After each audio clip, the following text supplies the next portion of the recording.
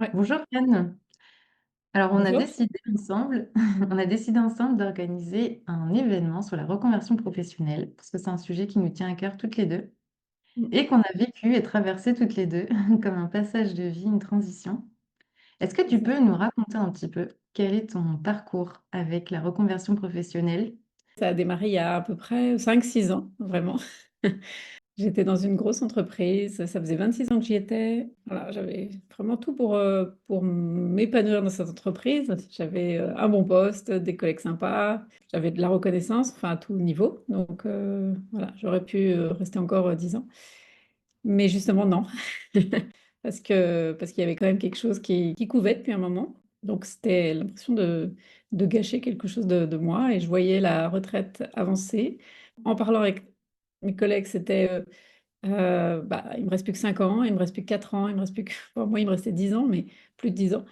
Mais et à chaque fois, c'était: «Bah, non, je me sens pas bien, mais c'est pas grave, j'attends, en fait, j'attends la retraite». Donc c'était vraiment cette attente de la retraite. Je me suis dit: «C'est pas possible, je vais pas rester 10 ans encore comme ça à attendre».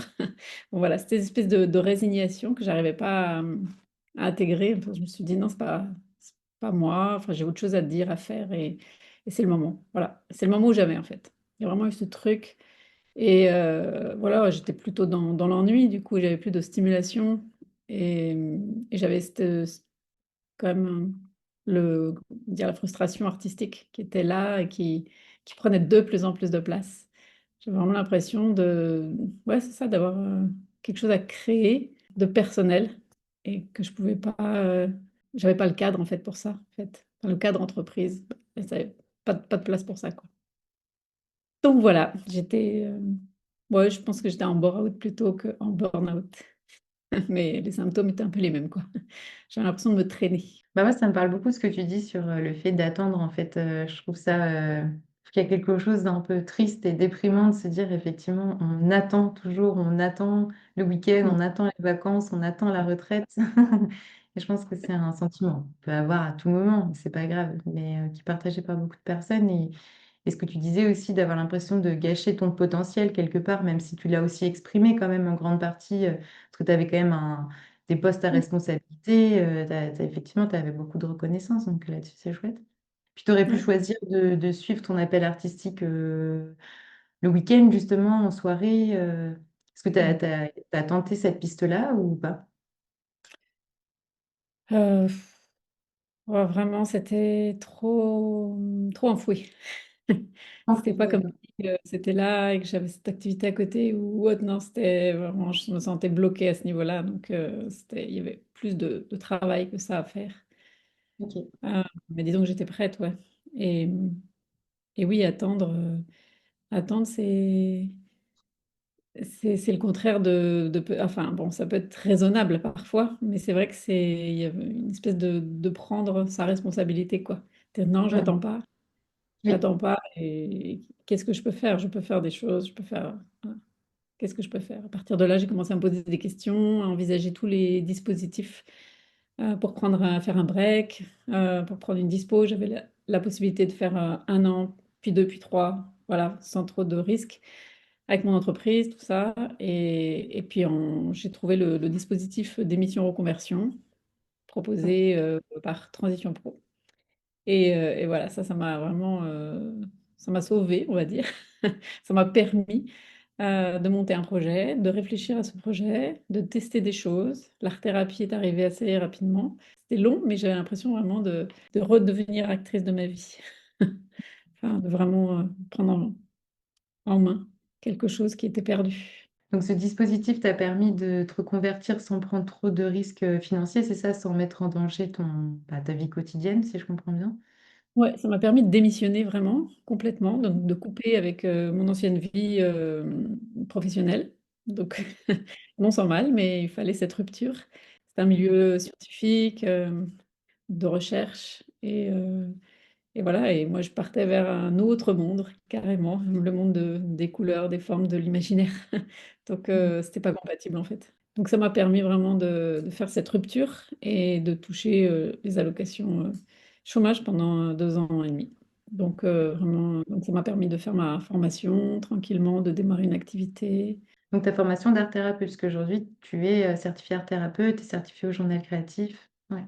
Ouais, c'est ça. J'ai fait les 2 formations en parallèle, art-thérapie et journal créatif. Journal créatif, j'ai découvert par, une amie qui avait fait cette formation, qui m'en a parlé. J'étais tout de suite, conquise, même de la façon dont elle m'en a parlé et donc du coup, je me suis inscrite en parallèle. Ça a eu un effet thérapeutique sur moi aussi, énorme parce que ça m'a waouh, j'ai pris contact avec, tout ça, tout ce qui m'avait manqué, en fait. Ah, c'était comme une renaissance vraiment. Ouais. Ouais, une vraie transition de vie. Ouais, Euh, carrément. Et donc, du coup, j'ai démissionné en octobre 2021. Donc, ça va faire, bah voilà, ça fait tout juste 4 ans. Il y a un an, j'ai vraiment fait mon offre, mon site autour du journal créatif et sur des thématiques comme le deuil, le burn-out, la créativité, l'énergie de vie, tous ces thèmes qui m'animent. Et bah, le deuil, beaucoup, parce que bah, j'ai quand même beaucoup lâché, j'ai dû lâcher beaucoup de choses. Et puis, ma reconversion s'est accompagnée d'une séparation aussi, d'un déménagement, d'un changement de vie complet, en fait. Donc voilà, c'était les vagues successives qui et d'où du coup enfin mon activité, le journal créatif, entre autres, m'ont vraiment énormément soutenue pendant cette période. et qu'est-ce que tu dirais qui a changé chez toi si tu regardes en arrière, Anne qui était dans son entreprise et aujourd'hui, Qu'est-ce qui a changé? L'ouverture, la confiance, ouais, l'envie de continuer. Je me sens bien sur mon nouveau chemin, en fait. Une espèce de confiance, même si tout n'est pas il y a plein de de choses encore à régler, je suis capable de me remettre la pression toute seule ou je sais pas, mais ouais, une espèce de confiance dans la vie, ouais, plus enfin, une espèce de certitude que je peux aller, là où je veux. Voilà.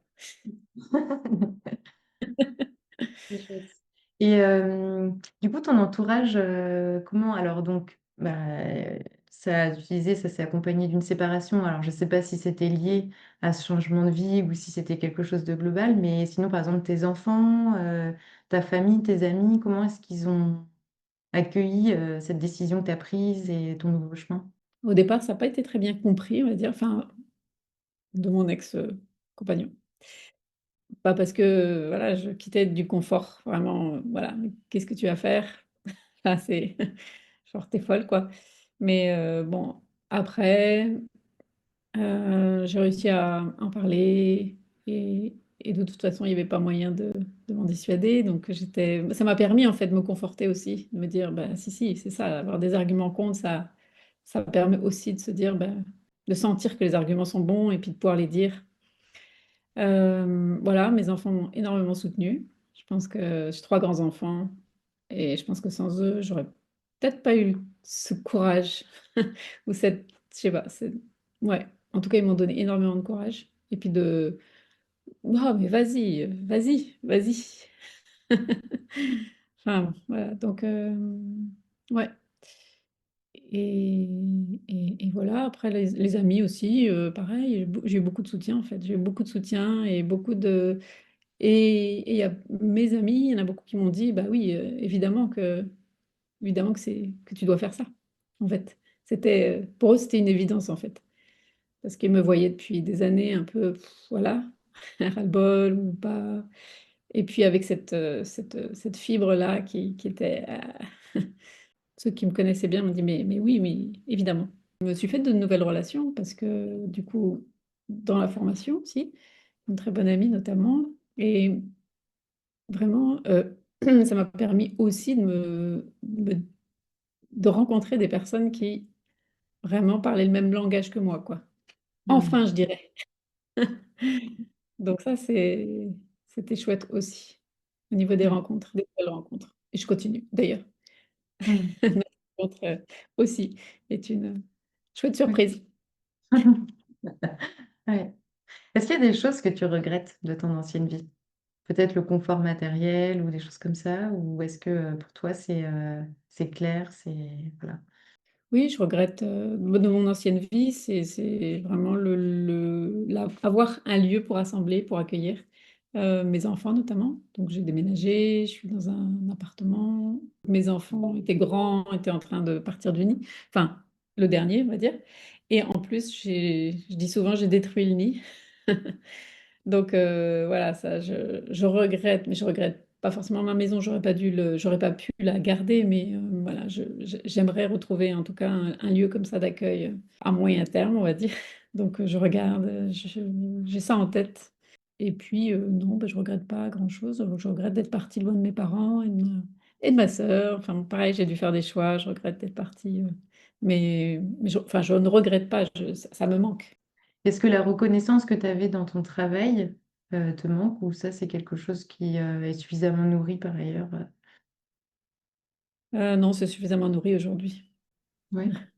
Ouais, ouais, Et avec atelier, tout ça, oui, oui. toi, tu n'as pas vécu de burn-out finalement, c'était plutôt un bore-out. Bon, ce à quoi tu n'es pas exposé aujourd'hui parce que tu fais quelque chose qui te plaît, mais par contre, est-ce que tu te sens quand même dans le risque de te mettre un burn-out toute seule dans cette nouvelle activité? Ouais, ça pourrait. Mm. Non, je suis vigilante, mais oui, oui, je peux me sentir sous pression en voulant trop en faire. On change pas complètement, donc j'avais déjà un peu cette syndrome du pas assez ou la Mm. performance, l'exigence, tout ça.